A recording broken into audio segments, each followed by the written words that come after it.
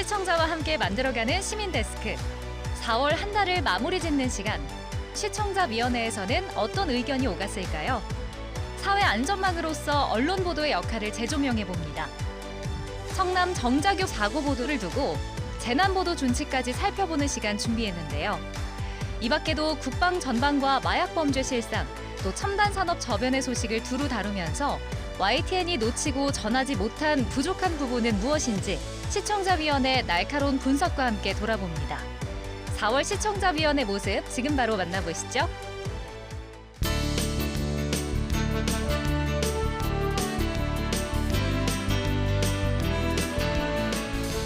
네, 한 주 동안 안녕하셨습니까? 김영수입니다. 4년 동안 꾸준히 감소하던 음주운전 사고가 사회적 거리두기가 해제된 이후 최근 잇따르고 있습니다. 안타까운 사고 소식들 YTN을 통해서 확인하셨을 겁니다. 다 아시겠지만 음주운전은 중대한 범죄 행위입니다. 어떤 조건이든 음주운전은 하지 않는 게 정답입니다. 또 지난밤에 과음을 했다면 하루 정도는 운전을 피하는 게 좋습니다. 설마는 아니란 판단이 큰 화를 불러올 수 있습니다. 음주운전에 대한 인식 변화가 가장 중요한 만큼 철저한 감시와 경각심 제고에 YTN이 함께하겠습니다. 이번 주 시민데스크는 4월 시청자위원회 소식으로 준비했습니다. 지금 바로 만나보시죠.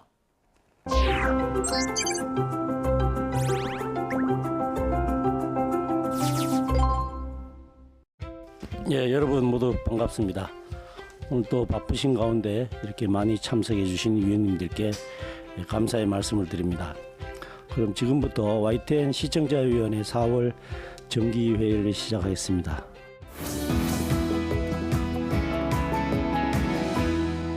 (4월 5일) 있었던 그 분당 정자교 보행로 무너짐 내림 무너짐 붕괴 사고 관련한 그 관련입니다. 방송의 경우에 이제 제목이 이용자에게 주는 그 초두 효과는 굉장히 크다고 봅니다.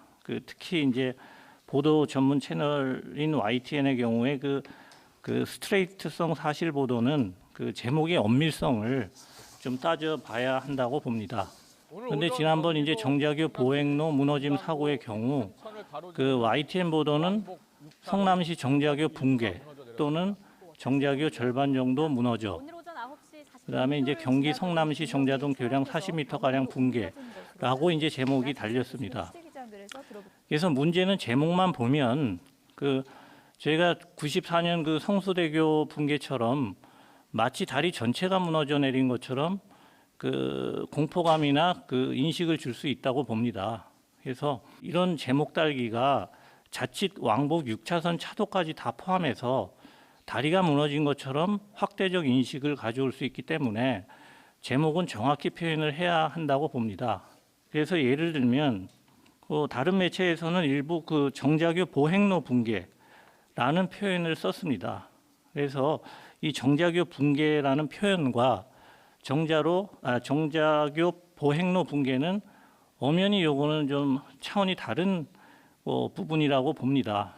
그리고 또 한 가지 말씀드리고 싶은 것은 정확한 사실관계도 굉장히 중요하다고 봅니다. 멘트 중에 다리 위에 있던 전봇대와 신호등, 가드레일과 이정표 역시 하천 쪽 산책로에 쓰러져 있다. 이렇게 돼 있는데 제가 이제 성남시하고 분당구청에 이제 확인을 한 결과 분당은 이제 신도시 조성 때부터 모든 이제 전봇대를 지중화했습니다. 그래서 지상화된 전봇대가 하나도 없습니다. 그래서 이런 부분에 대해서는 정확히 좀 현장 기자가 체크를 해야 될 것으로 봅니다. 그래서 재난보도 제11조 공적 정보의 취급에 관해서 이렇게 볼 때 정확성과 객관성을 최대한 검증하라고 재난보도 준칙에도 돼 있습니다. 그래서 이런 부분은 사실관계를 좀 더 정확히 확인해 볼 필요가 있다. 그렇게 봅니다. 결과론적으로 저희가 현장 나중에 제보 사진을 보기 전까지는 그게 제 기억에 꽤 오래 한 1시간 이상은 아마 노출이 됐을 걸로 제가 기억을 하고 있습니다. 그래서 그 부분에 대해서는 당시 담당인 사회 일부장이랑도 이건 문제가 있는 표현이고 오해 소지가 있다라는 것들에 대해서는 공유를 했고 다음부터 이런 부분은 좀 재발하지 않도록 좀 잘 대처를 해야 된다고 얘기를 했습니다. 그래서 그 부분은 뭐 변명의 여지가 없고, 다만 조금 양해 말씀드리는 건 아주 극초기에 이 건은 저희가 거의 뭐 일보를 했던 걸로 기억을 하는데, 극초기에 이렇게 제보에 의존하고 그 해당 기관에서도 경황이 없으시다 보니까 너무 이렇게 초보적인 수준의 설명들을 갖고 일보를 쓰다 보니까 간혹 종종 이런 경우가 있는데, 그래도 뭐 말씀 주신 대로 사고의 본질을 흐트러뜨릴 수 있는 부분들에 대해서 뭐 저희가 잘못된 정보를 전달하는 거니까 그거는 뭐 변명의 여지는 없고, 이런 일이 재발하지 않도록 노력을 하겠습니다. 4월 20일 보도된 뉴스 중에 검찰 2조 원대 가구 담합 기소라는 제목의 보도가 있습니다. 이 사건은 그 신축 아파트의 붙박이 가구 공사 입찰 과정에서 담합을 벌인 업체와 임직원들이 재판에 넘겨졌다는 내용을 보도를 하고 있습니다.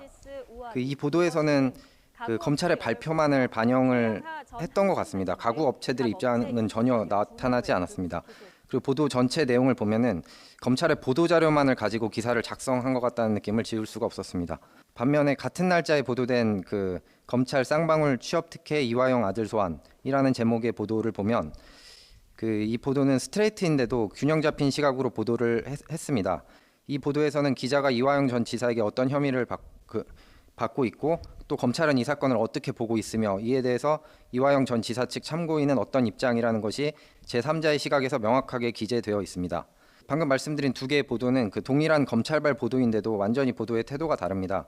검찰발 보도에 대해서는 통일된 그 매뉴얼이라도 만들어서 적어도 형식적으로라도 혐의를 받고 있는 당사자의 의견이 반영되도록 하는 것이 법적으로나 저널리즘적으로나 옳을 것으로 생각을 합니다. 그 외에도 4월 20일자 그 보도 중에 가스밸브 훼손하고 라이터 갖다 대기까지 60대 남성 구속 송치라는 보도에서는 혐의 내용과 피의자 입장이 잘 반영되어 있어서 비교적 균형을 잘 갖춘 것으로 보입니다. 대체적으로 균형 잡힌 보도들이 많지만 몇몇 보도들은 문제점이 좀 있으니 앞으로 주의를 해주셨으면 좋겠습니다. 근데 이제 저도 법조 기자를 해봤습니다만, 그 말씀 주신 대로 좀 받아쓰기적인 형태로 나타났을 가능성도 좀 있는 것 같습니다. 그래서 개별권을 다 확인하기는 어렵긴 한데, 이런 원론적으로는 말씀 주신 대로 그러한 경향은 차츰 지양해 나가야 되니까, 그건 제가 법조팀이랑도 다시 한번 상의해서 논의를 하겠습니다. 두 번째로는 좀 선정적인 보도 관련해서 말씀을 드리고자 합니다. 보도 중에 왜 쳐다봐 처음 봤는데 다짜고짜 폭행이라는 제목의 보도가 있었습니다. 이 보도에서는 미성년자가 전혀 일면식도 없는 다른 사람을 폭행했다는 내용을 보도를 하고 있습니다. 그리고 CCTV 영상을 첨부해서 보여주고 있습니다. 그런데 그 영상을 보면 그 일부 폭행 장면은 그대로 노출이 되고 있고, 일부 장면은 타격 바로 직전까지 노출을 하고 있습니다. 비록 폭행 장면을 전부 그대로 노출한 것은 아니지만 너무 선정적이라는 느낌을 지울 수가 없었습니다. 충분히 말로 전달하고 다른 비교 영상을 쓸 수도 있었다고 생각을 합니다. 최근에 이제 언론 관련 자율 규제 기구들이 정한 각 규정을 보면 공통적으로 선정적인 보도를 금지하고 있습니다. 지금 앞서 말씀드린 이 보도는 언론 관련 자율 규제 기구들의 기준으로 보더라도 선정적인 보도로 인정이 될 것 같습니다. 이 선정적 화면 부분은 감히 제가 조금 말씀드리면, 이게 사실 선정성이라는 게 상당히 주관적인 부분이고, 두 번째로는 저희가 그 YTN이 기본적으로 이런 부분에 대해서 상당히 좀 보수적인 부분이 있다고 저는 자부를 하는데, 최근에 많이 도입되는 기법이 그래서 이제 어떤 직접적인 폭행이나 아니면 충돌 직전에 이제 화면을 끊는, 말씀 주신 것처럼 그런 것들을 이제 많이 활용을 하고 있고, 저희뿐만 아니라 다른 언론사도 방송사들도 많이 활용하고 있는데, 이 부분은 좀 조금 고민을 계속하고 건 바이 건으로 해야 되는데, 기본적으로 그 선정적인 부분을 지양하고 불필요한 사건의 본질과 무관하게 불필요하게 좀 연상을 시킬 수 있는 그런 요소들은 최대한 배제하는 것이 바람직하다는 원칙에는 저도 뭐 당연히 공감을 하고 있고요. 그거는 이제 일선 기자들이랑 계속 논의를 하면서 조정해 나가겠습니다.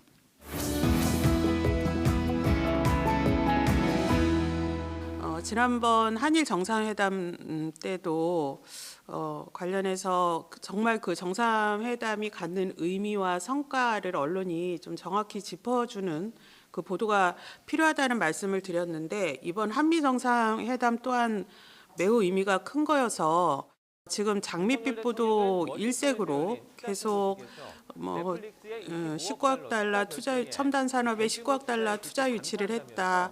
우주 동맹을 맺었다. 넷플릭스가 3조를 투자하기로 했다. 이런 보도가 쏟아지고 있는데 실제 알맹이 없는 이게 홍보성 또는 치적, 부풀리기, 관행, 발표 일 수도 있다라는 생각입니다. 그래서 투자 유치 보도에 대한 좀 검증 보도를 좀 더 촘촘히 해줄 것을 좀 당부를 드리고 싶고요. 넷플릭스 건 같은 경우만 하면 사실상 한 해 지금 8천억씩 이미 투자하고 있어서 3년간 3조를 투자한다는 건 별 실익이 크게 없는 그런 거라는 검증 보도가 나오고 있고, 사실 넷플릭스 같은 경우는 이게 여러 저작권 문제라든지 또는 재방에 대한 문제라든지 또는 지금 뭐 세금을 전혀 내고 있지 않는 문제라든지 한국에서 그렇게 큰 수익을 거두는 것에 비해서 이 기업이 갖는 사회적 책임이나 이런 부분은 여전히 좀 문제가 있습니다. 이런 부분은 좀 구체적으로 좀 잘 짚어주기를 좀 요청을 드립니다. 한미 정상회담이나 한일 정상회담 해서 저희 기본적인 속성이 이제 말씀 주신 대로 발생하면 일단 그것을 먼저 처리하는 데 집중하다 보니까 일단 처리하는 데 급급하게 되고, 그것이 갖고 있는 진정한 의미나 또 혹시 거기에 좀 가려진 이면에 좀 부족한 부분은 없었는지를 되게 차분하게 짚어보는 것들은 보통 후속으로 따르게 마련이어서, 지금 정상회담 같은 경우도 저희가 이제 넷플릭스를 직접 취재하고 뭐 이럴 수 있는 지금 환경이 아니다 보니까 그런 문제의식들은 있습니다만 지금 당장 반영하기는 어려운 상황이어서 조금 차분하게 짚어보면서 평가할 수 있는 시간이 좀 있을 거라고 생각하고요. 거기에 대해서 저희 기자들도 항상 문제의식을 갖고 준비하고 있으니까 좀 지켜봐 주시면 좋겠습니다.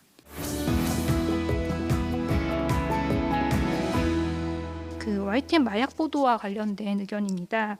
4월에는 학원가에서 일어난 이 마약 음료 보도부터 시작을 해서 청소년의 마약 투약과 또 오늘은 군대에서 마약을 반입하다가 적발된 사건까지 이 마약 관련 반제 보도가 굉장히 많았습니다.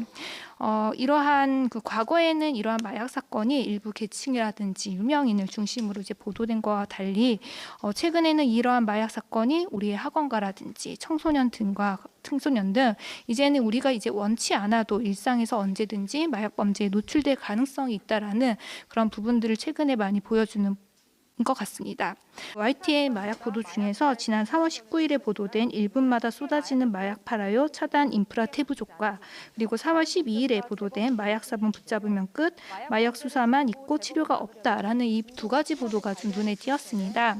이 두 개의 보도는 첫 번째는 온라인에서의 마약 유통과 관련돼서 이러한 예방을 해야 되는데 이러한 부분들에 있어서 지금 너무 인력이 부족하고 이런 부분들에 대해서 투자가 앞으로 필요하다라는 보도와 함께 또한 두 번째는 마약 범죄의 재범을 막으려면 이 중독 치료가 굉장히 중요한데 이 중독 치료에 대한 예산을 늘려야 된다. 좀 우리 사회에서 근본적인 마약 예방을 위해서 접근해야 할 내용을 좀 더 중점적으로 다루고 있어서 저는 좋았던 보도라고 생각합니다. 또한 4월 20일에 다뤘던 모텔 화장실에서 필로폰 제조, 클럽에서 집단 투약 보도의 경우 다른 매체에서는 이 해당하는 보도를 특정 질병만과 그리고 성적 지향과 함께 좀 자극적으로 다룬 바 있는데요. YTN의 경우에는 이 해당하는 그 마약 보도에 대해서 마약 투약 현장 검거 내용을 좀 더 중심적으로 다루었던 것 같습니다. 그래서 마약 보도의 경우에는 굉장히 좀 화제성도 높고 어찌 보면 굉장히 좀 자극적으로 다룰 수 있는 가능성이 큰데요. 앞으로 마약 범죄 보도와 관련돼서 이런 화제성이라든지 자극적인 보도보다는 해당 내용의 범죄 사실 위주로 보도를 해주셨으면 하는 그런 바람입니다. 어떤 범죄적 일탈이 아니라 그것을 초래하고 있는 전반적인 환경, 제도, 동시에 그것을 극복하기 위한 대책까지 포함해서 아우를 수 있는 좀 더 종합적인 보도를 위해서 노력하겠다는 말씀 일단은 뭐 원론적으로 드릴 수밖에 없고요. 그렇게 하겠습니다.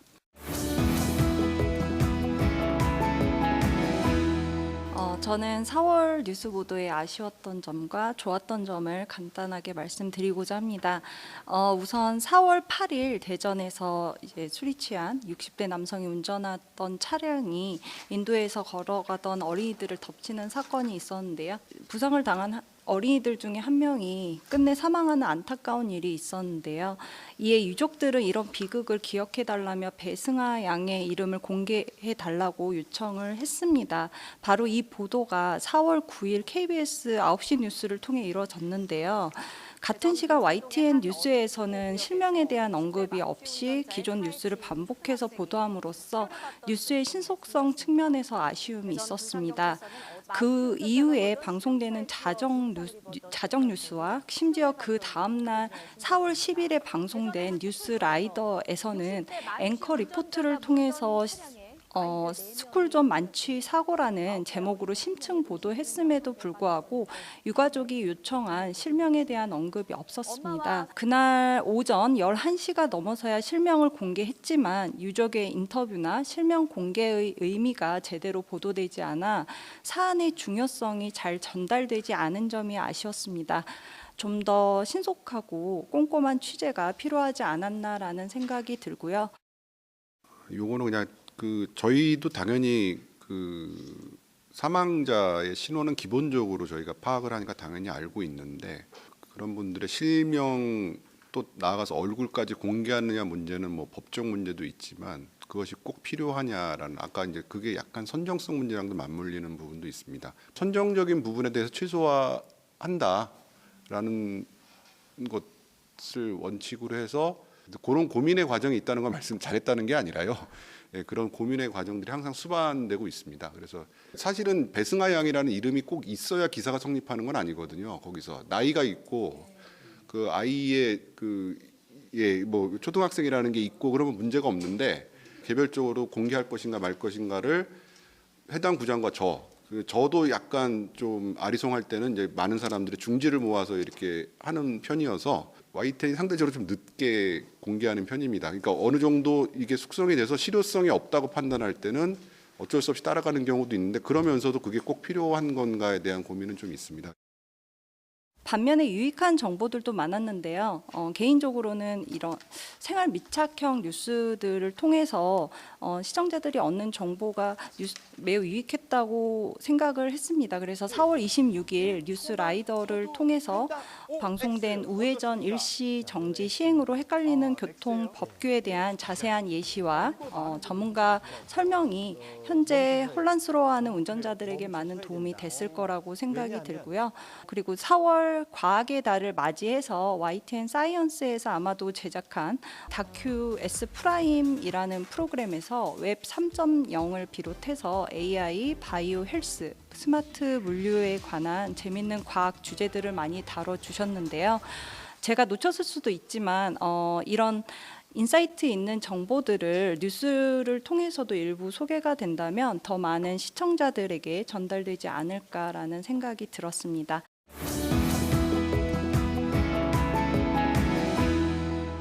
저도 한 두 가지만 조금 돋보이는 프로그램이 이번 4월달에 있어서 좀 말씀을 드리겠습니다.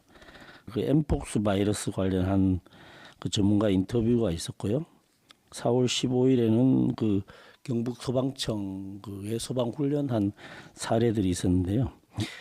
우선 엠폭스 관련한 전문가 인터뷰에서 상당히 인터뷰를 체계적으로 또 주제별로 나누어서 잘 진행했던 것 같습니다. 그래서 그게 감염의 원인이라든지 증상 같은 거를 나눠서 또 전문가 의견을 듣고 또 백신이나 예방 문제에 대해서 또 나누어서 이게 자막을 이렇게 처리하면서 인터뷰를 진행했는데 체계적으로 잘 진행됐고 시청자들이 봤을 때도 여러 가지 그 궁금증 이런 것이 많이 해소되었지 않았나 이렇게 생각을 합니다.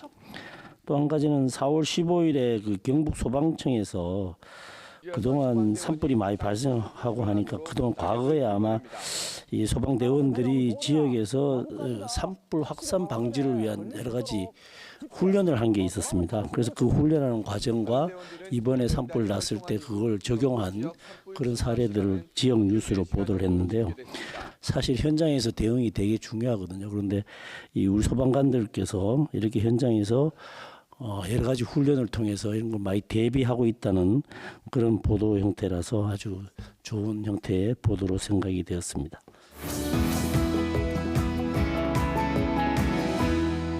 지난 그 4월 한 달 동안 뭐 국방 관련, 군 관련 이슈는 제가 대략 보니까 4가지 정도로 나눠볼 수가 있더라고요. 첫 번째는 이제 북한이 화성 18호 그러니까 고체연료 ICBM을 이제 발사했던 게 첫 번째가 되고, 두 번째는 이제 우리 정부가 우크라이나에 살상 무기를 지원하느냐 마느냐 이게 두 번째 이슈. 세 번째는 작년부터 이어지고 있는 방산무기 수출, 뭐 폴란드나 이런 나라들에서 우리가 정말 옛날과는 다른 엄청난 국가가 됐다고 하는 우리 가슴을 정말 부풀게 만드는.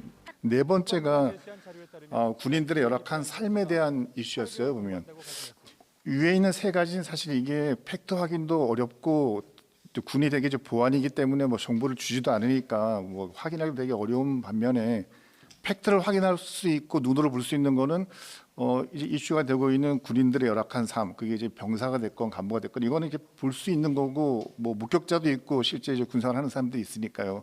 그래 그게 특히 요즘 이게 어디에서 제일 많이 나오냐면 유튜브들이 뭐 하여튼 아주 자극적인 내용들 뽑아가지고 막 거기에 군이 완전히 뭐 그 인간이 살 수 없는 집단인 것처럼 이렇게 막 매도하는 게 많이 있고 그게 이제 뭐 조회수가 거기에 이제 몰리게 되니까 더 그런 내용이 더 나오고 계속 그쪽으로 가고 있거든요. 보면 그래서 아니 이럴 때 그래도 누군가는 군인들이 실제 느끼고 있는 열악한 생활 환경, 복지, 근무 여건에 대해서 누군가는 좀 이게 중심을 잡아줘야 되지 않을까? 너무 이렇게 비하하고 하는 것도 결코 군을 위해 좋은 것이 아닌데 그런 이제 이 역할을 누가 해줘야 되지? 뭐 저는 개인적으로는 군인들의 채널인 YTN이 이런 거에서 조금 더 나서줘야 되지 않을까 생각합니다.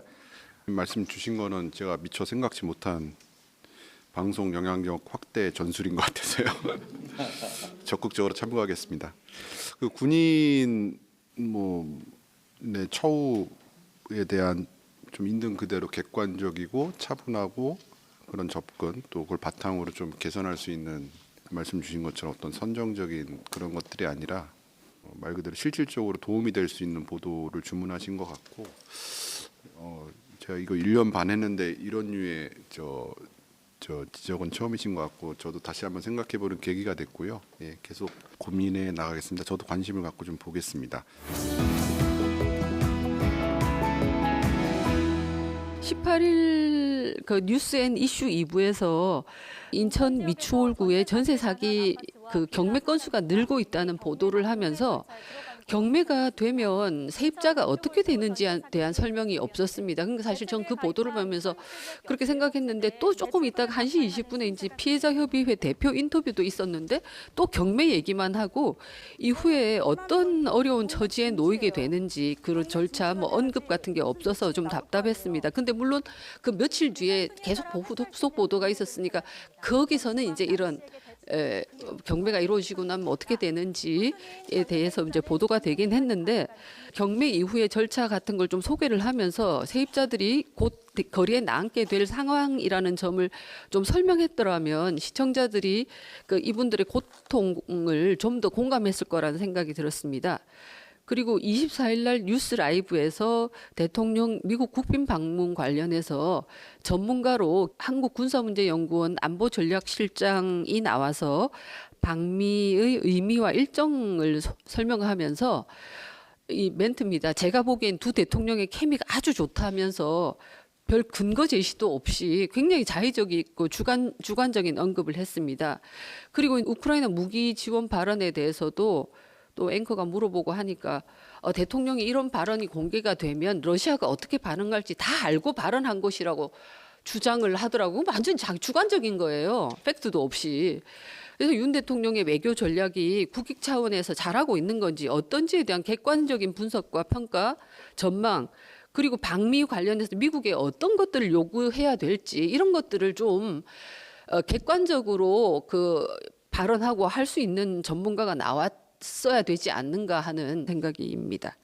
미추홀구 경매권 해서 뭐 아마 그냥 좀 그 거리로 낳는다는 게 전제가 돼서 조금 쉽게 생각한 부분도 있는 것 같습니다. 뭐 워낙 많이 좀 최근에 보도도 있다라고 해서 다음부터는 조금 더 보완할 수 있도록 노력을 하고 참 이 전문가 그러니까 패널 분들을 한 분 모셨을 때 항상 저희가 노출되는 위험 중에 하나 방금 주신 것처럼 전문가분이 어떤 주관에 기반해서 좀 다소 편향됐다고 할까요? 아니면 좀 부족한 발언을 하셨을 때 이 부분을 마땅히 이제 교정할 수 있는 저희가 수단이 없다 보니까 항상 겪는 딜레마인데 앵커가 그런 부분은 아까 말씀 주신 것처럼 사실관계가 확인되지 않았다는 점을 짚어서 시청자의 이해를 돕는 방법이 있을 수 있고 또 하나는 이제 하루 전체로 보면은 좀 다양한 시각을 다른 시각을 가진 패널 분들을 모셔서 또 반대쪽의 의견을 듣는 과정들 뭐 이런 것들로 일단 보완을 하고 있는데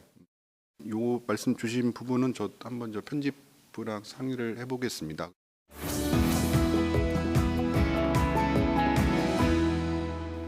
반도체 배터리 같은 첨단 산업과 관련된 최근 YTN의 보도에 대해서 말씀드리고 싶은데요. 사실은 진작부터 드리고 싶었던 말씀인데 결론부터 말씀드리면 이 첨단 업종이 굉장히 고위 기술을 다루고 있는 분야고 그리고 최근 들어서는 이해관계 국가들의 어떤 정치 외교적인 셈법까지 굉장히 복잡하게 얽혀 있어서 일반 시청자들이 이해하기 쉽지 않은 부분이 분명히 있습니다. 그리고 또 고질적으로 또 태생적으로 사실 경제 뉴스가 갖는 산업 뉴스가 갖는 그런 방송용의 영상을 확보하기 어렵다라는 그런 한계 때문에 쉽게 송출이 어려운 부분이 있는 것도 아는데 그 YTN에서는 굉장히 빈번하게 그리고 또 내용 깊이도 좀 심도 있게 보도를 해주시는 것 같아서 긍정 평가를 드리고 싶습니다.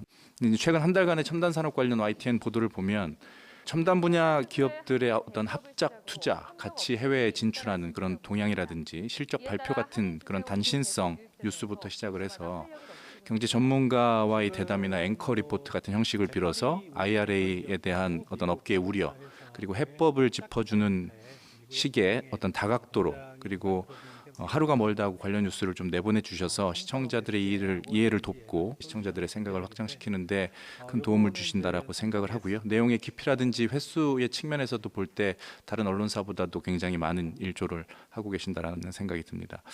또 어떤 히토리라든지 반도체 표준, OLED 스펙 같이 좀 더 전문적이고 기술적인 부분은 이제 사이언스 채널에서 추가적으로 보도해주고 계셔서 어떤 시청자들의 세분화된 알 권리를 좀 충족시키고 계신다라는 평가를 드리고 싶고요.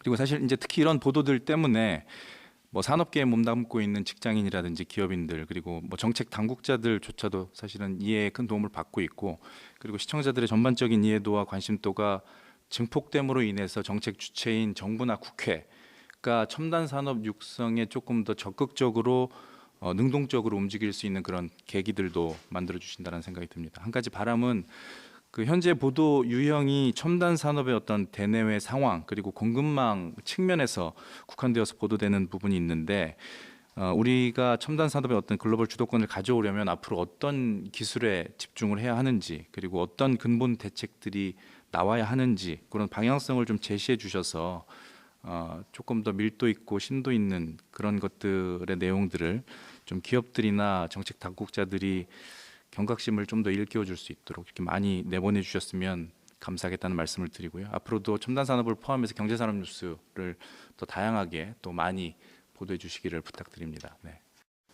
김문태 의원님 말씀 주신 거는 좀 많이 부족하다고 질타를 하실 줄 알았더니 칭찬을 해주셨는데 사실은 이게 좀 어려운 부분이어서 이거는 이제 장기적으로 저널리즘의 미래와도 맞닿아 있는 문제고 저희뿐만 아니라 모든 언론사가 고민하는 이슈이긴 합니다만 말 그대로 첨단 그 전문성 이슈에 첨단에 놓여 있는 사안이 아마 저는 과학기술 문제라고도 생각을 하기 때문에 항상 고민스럽고 부족하고 어떻게 보면 그냥 수박 겉핥기식으로 쫓아가기 바쁘다는 부족함을 항상 많이 느끼고 있어서 근데 잘 아시겠지만 이거는 뭐 특정 기자 한 명의 개인기로 해결할 수 있는 문제도 아니고 조직 전체가 고민하면서 차츰차츰 수준을 올려나가야 되는 문제여서 아무튼 좀 더 좋은 보도할 수 있도록 계속 노력을 하겠습니다. 예, 이것으로서 4월 정기회를 모두 마치겠습니다. 수고하셨습니다.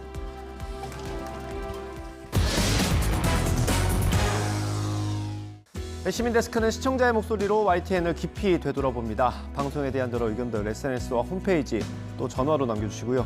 저희는 다음 주에 더 다양한 시청자 의견으로 돌아오겠습니다. 시청해주신 여러분 고맙습니다.